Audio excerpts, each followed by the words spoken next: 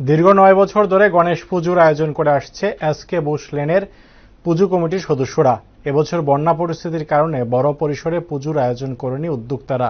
গণেশ পুজোকে কেন্দ্র করে দুদিনব্যাপী মহাপ্রসাদ বিতরণের আয়োজন করা হয়। আগামী দিন বড় পরিসরে পুজোর আয়োজন করা হবে বলে পুজো উদ্যোক্তাদের পক্ষ থেকে জানানো হয়েছে।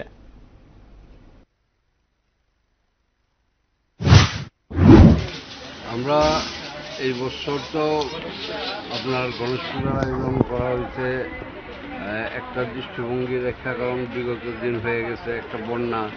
আমরা ৯ বছর যাবৎ এসকে বোস লেনে আমরা যুবক বৃন্দরা ৯ বছর যাবৎ কন্টিনিউ করতেছে এই পূজা।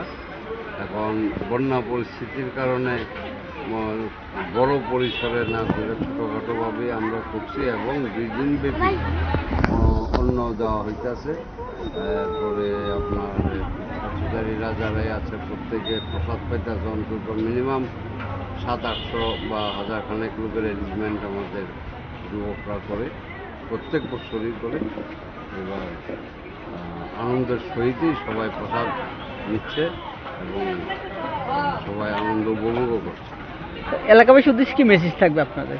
এলাকাবাসীর উদ্দেশ্যে একটাই বলবো যে বন্যার এই পরিস্থিতিতে আমরা যেভাবে করার ছিল সেইভাবে আমরা হয়তো সম্পূর্ণ করতে পারিনি, চেষ্টা করেছি, কিন্তু আগামীতে আরও বড় পরিসরে আমরা করব। আপনারা সবাই এতে অংশগ্রহণ করবেন, আনন্দ উপভোগ করবেন।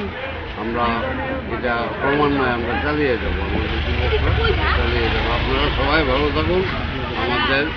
আমাদের পূজা কমিটি পক্ষ থেকে, এসকে বোস লেন পূজা কমিটির পক্ষ থেকে সবার প্রতি গণেশ পূজার আন্তরিক শুভেচ্ছা ও অভিনন্দন রয়েছে। স্যার, আপনার পরিচয় দেবেন? আমার নাম বরুণ কান্তি দাস। আমি ভারত চিত্র ক্লাবের এক্স জেনারেল সেক্রেটারি আর এখানকার এলাকার প্রেসিডেন্ট।